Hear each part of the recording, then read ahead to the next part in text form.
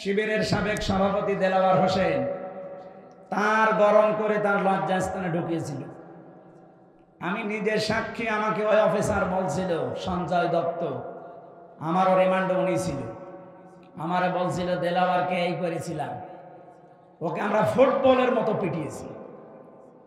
57 দিন রিমান্ডে ছিল। এই বাংলাদেশের ইতিহাসে এই প্রথম। 15টা বছর যে জুলুম, অত্যাচার, নির্যাতন গেল, জালেমরা তারে এক চুল টলাতে পারে না। এই কথা বলে না কেন? কারণ সে তাগুত ছেড়ে দিয়ে ঈমান এনেছিল, এই জন্য ঈমান থেকে তাকে দূর হতে হয়নি।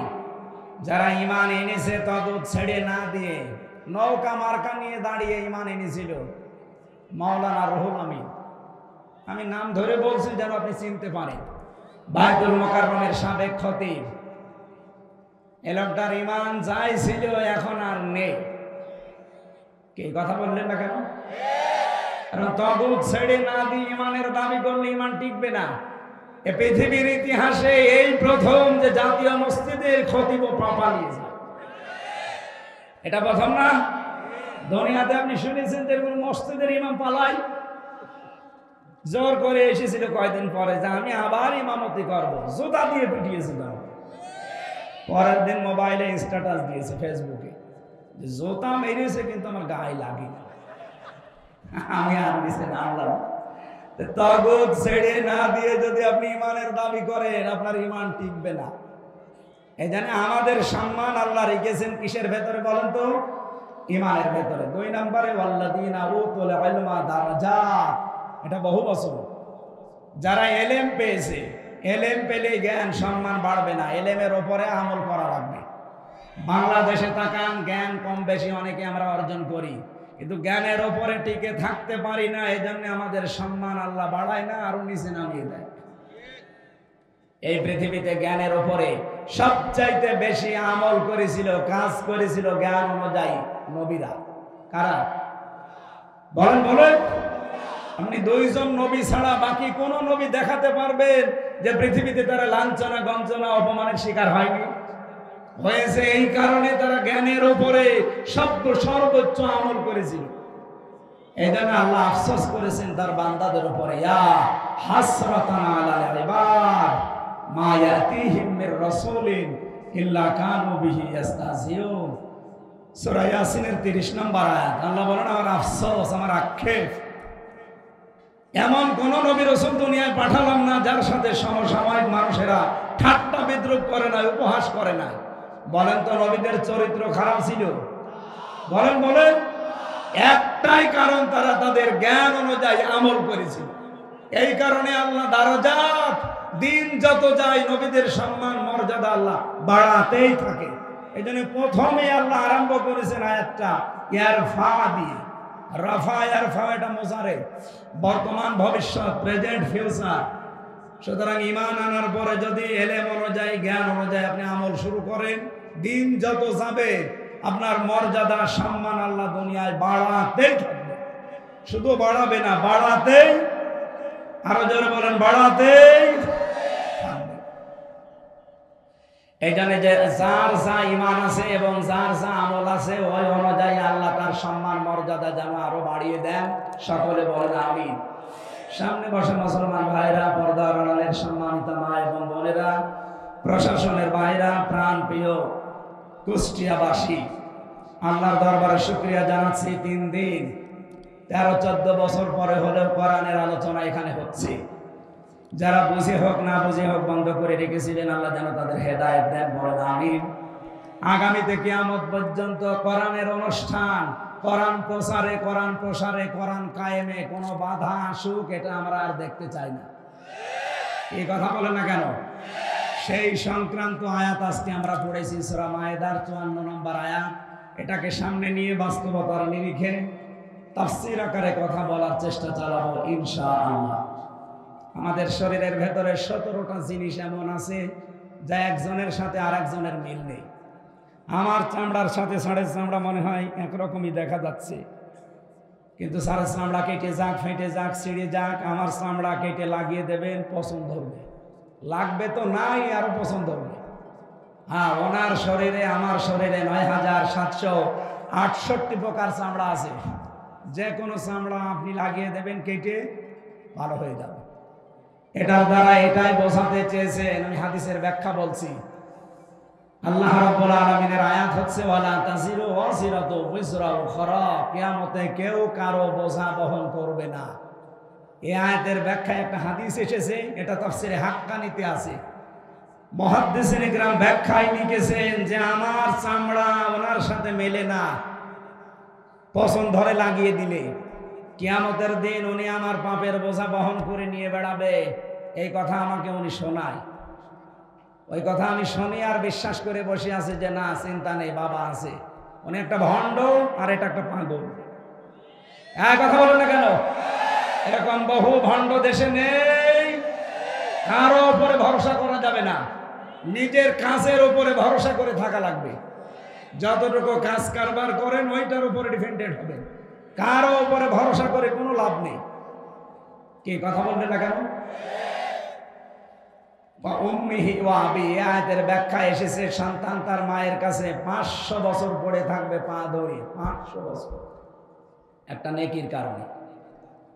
নবীজি বলেন 500 বছর পরে ওর মুখের উপরে লাথি দিয়ে বলবে কিসের সন্তান দাবি করো, দুনিয়ায় আমার বিয়ে হয়নি। এই জন্য আমার চামড়ার সাথে ওনার চামড়ার মেলে না। ওনার উপরে ভরসা করে আমার কোনো লাভ আছে? যতটুকু পারবেন কিয়ামতে বোঝা বহন করতে অতটুকু পাপ করে দুনিয়া থেকে যান। অবশ্য ঠিক আছে, করেন আপনি। আপনি যতটুকু সহ্য করতে পারবেন, মাথার উপরে বোঝা, পাপের বোঝা, ততটুকু করবেন। ঠিক আছে, এটা তো ঠিক আছে। আল্লাহ আমাদের এমন এমন কাজে আঞ্জাম দেওয়ার যেন তৌফিক দেন, আমরা যেটা বহন করতে পারি ওই পরিমাণে ভালো কাজ আমরা করতে চাই। অন্যায়গুলো দুনিয়া থেকে আমরা মাফ করে নিতে চাই। বলেন আমিন। আপনারা জানেন গতকাল পরশুদিন, আজকে তো 19 তারিখ, 18 তারিখে মনে হয়, গতকাল একজন নিরপরাধ মানুষের জন্য সারা বাংলাদেশে যেভাবে মানুষ রাস্তায় নেমেছিল, পৃথিবীর ইতিহাস তৈরি হয়ে গেছে। এই কথা বললেন না কেন? এটা কি টাকা পয়সা দিয়ে কেউ নিয়ে এসেছিল? না, কাউকে যাবার সময় 2 টাকা দেওয়া হয়নি, খাবারও দেওয়া হয়নি। এটা এসেছিল যারা রাস্তায়, সব এসেছিল ইমানের দাবিতে। 1500 বছর আগে হুদায়বিয়ার সন্ধির যে ঘটনা আসে, জন্মের পর থেকে আমরা শুনি। এখানে একটা শিক্ষা আছে। 1399 জন মানুষকে নবীজি শপথ বাক্য পাঠ করাচ্ছিলেন। গতকালকে বিকাল 3টা থেকে সারা বাংলাদেশের প্রতিটি জেলায় উপজেলায় যেভাবে শপথ বাক্য পাঠ করিয়েছে অনেকের দায়িত্বশীলেরা, এই সিস্টেমটা নবী 1500 বছর আগে তিনি করে দেখিয়েছেন। তারাও এরকম এটিএম আজহারুল ইসলামের মতো একজন মানুষকে, নিরপরাধ নির্দোষ, তাকে আটক করে হত্যার মিথ্যা কথা ছড়িয়ে দিয়েছিল। তার নাম ছিল হযরতে উসমান ইবনে আফফান রাদিয়াল্লাহু তাআলা আনহু। নবীজি কথাটা শোনার পরে বললেন, আমার সাথে এখনো 1399 জন আছে। হুদায়বিয়া নামক যে জায়গাটা আমি হাত ফেলে দিলাম, তোমরা এই 1399 জন আমার হাতের উপরে হাত লাগাও। সবাই হাত দিয়েছে। রব্বুল আলামিন সঙ্গে সঙ্গে জিবরাইলকে দিয়ে সূরা ফাতিহার 18 নম্বর আয়াতটা নাযিল করলেন ওই জায়গায়, লাকাদ রাদিয়াল্লাহু আনিল মুমিনিন। আল্লাহ পাক বলেন লাকাদ রাদিয়া। রাদিয়া দিলেও কিন্তু অর্থ হয়ে যেত, এর আগে লাকাদ দিয়েছেন কেন? মুফাসসির বলেন আল্লাহ পাক গ্যারান্টি দিয়ে জানিয়েছেন, আমি কিন্তু রাজি হয়ে গেছি, না রাজি হব। মাঝি এটা পাস্ট, অতীতের শব্দ। আল্লাহ গ্যারান্টি দিয়ে বলছেন আমি রাজি হয়ে গেছি।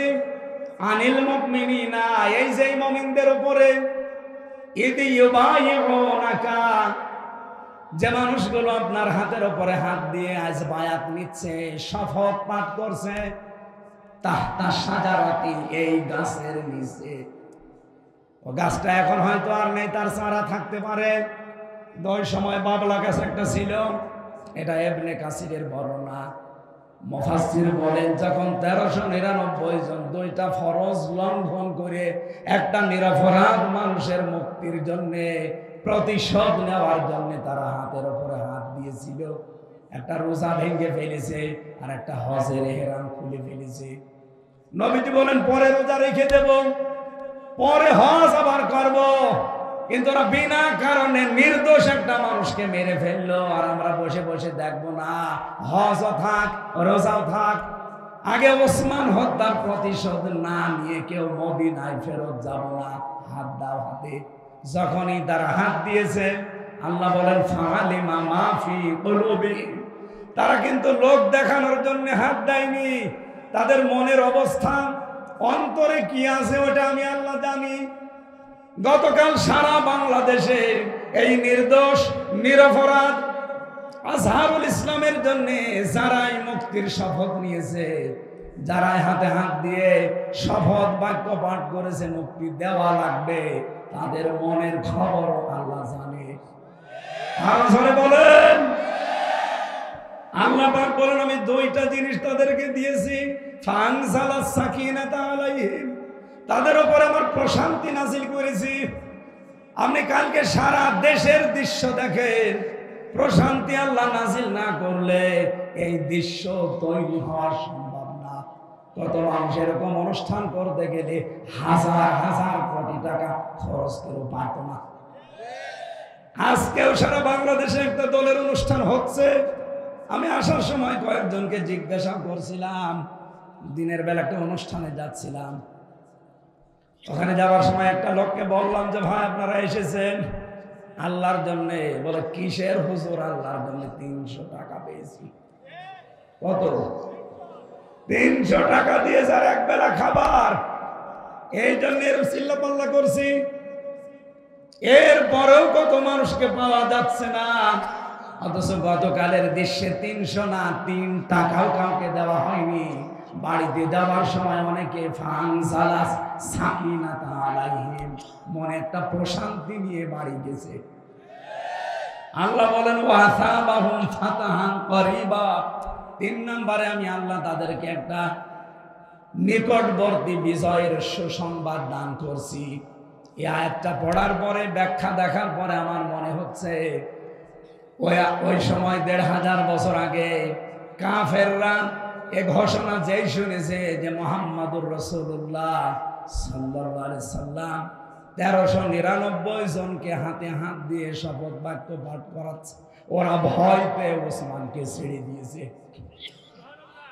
আমার মনে হয় আগস্টের 5 তারিখের পরে এই সিদ্ধান্ত দেশের তাওহীদি জনতা যদি নিতে পারত যে অবৈধ সরকারের অবৈধ রায় আমরা মানি না, যত নিরপরাধ মানুষ জেলখানায় আছে, যত নিরপরাধ নির্দোষ মানুষ বিনা কারণে এই ন্যায় ভ্রষ্ট রায়ের মাধ্যমে জীবন নষ্ট করছে, এই মুহূর্তে তাদেরকে ছেড়ে দেওয়া লাগবে। আর মনে হয় 5, 6, 7 তারিখের ভেতরে যা ছিল সব ছেড়ে দিত। আমরা পারি নাই, দেরি যখন হয়েছে আফসোস নেই, আমরা চাই অন্তত 13টা বছর লোকটা আছে এই অন্ধ প্রকোষ্ঠে, আমি 3 বছর তার সাথে ছিলাম।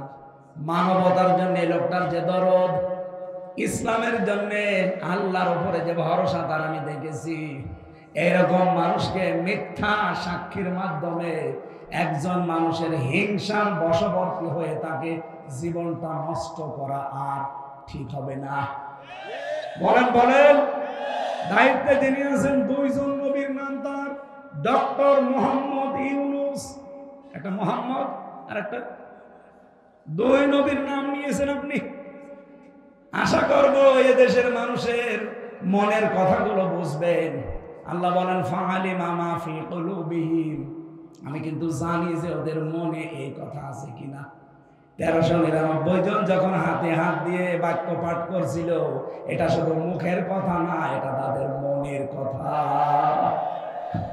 এই জন্য এদেশে যারা রাস্তায় নেমেছে, আপনারা বিভিন্ন মাধ্যমে দেখতে পেয়েছেন, এই দৃশ্যগুলো শুধু আমাদের মুখের না, এগুলো সব আমাদের মনের কথা। কথা বলেন ঠিক কিনা?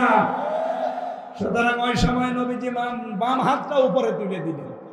সাহাবী জিজ্ঞাসা করলেন, হে নবী, এ কিসের হাত?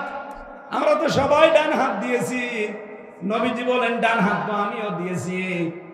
আজকে কিছুক্ষণ আগে আল্লাহ আয়াত নাযিল করে ঘোষণা দিয়েছে আজকের এই বায়াতে সবার উপরে আল্লাহ রাজি হয়ে গেছে। আমার ওসমান যেহেতু এখানে নেই, তারপরও তো আল্লাহ রাজি হওয়া লাগবে। এজন্য আমি বাম হাতটা উপরে তুলে দিলাম, এটা আমার ওসমানের হাত। আমি আয়াত থেকে শিক্ষা নিয়ে 100% বিশ্বাস করে বলতে পারি, গতকাল এই নিরপরাধ মানুষটার জন্য সারা বাংলাদেশ, সারা বিশ্বের বিভিন্ন জায়গায় যারা শপথ পাঠ করে নিজের জীবন নিয়ে এসেছিলেন রাজপথে, আল্লাহর কসম আপনাদের সবার উপরে আল্লাহ রাজি হয়ে গেছে। কারণ আমরা লোক দেখানোর জন্য আসি নাই, মুখ থেকেও বলি না, এটা মনের কথা আমাদের। আমরা চাই তাকে মুক্তি দেওয়া হোক। এই কথা বলেন, এই আওয়াজ দেওয়া যাবে ভাই। আগামীকাল তার রায় আছে, যারা দায়িত্বে আছে, লুৎফুজ্জামান বাবরকে যদি ছেড়ে দেওয়া হয়, আমরা চাই এটিএম আজহারুল ইসলামকেও ছেড়ে দেওয়া লাগবে। এটা রাজনীতি না, এটা আমাদের ইমানের দাবি। যদি রাজনীতি মনে করেন, হ্যাঁ এটাই রাজনীতি। আমরা চাই না এই সমর যোদ্ধা, বিপ্লবের সৈনিক, বিপ্লবের কারণে দেশটা যেহেতু স্বাধীন হয়ে গেল, সে বিপ্লবের সৈনিক জেলখানায় থাকবে কোন কারণে? তিনি বিপ্লবের অগ্রনায়ক, সারাটা জীবন কাটিয়েছেন বিপ্লবের মাধ্যমে। এই কথা বলো না কেন?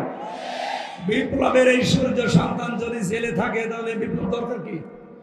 আশা করছে অন্য যারাই আছে বিনা কারণে নির্দোষ, মিথ্যা মামলা, মিথ্যা সাক্ষীর কারণে সবাইকে মুক্ত বাতাসে ছেড়ে দেয়।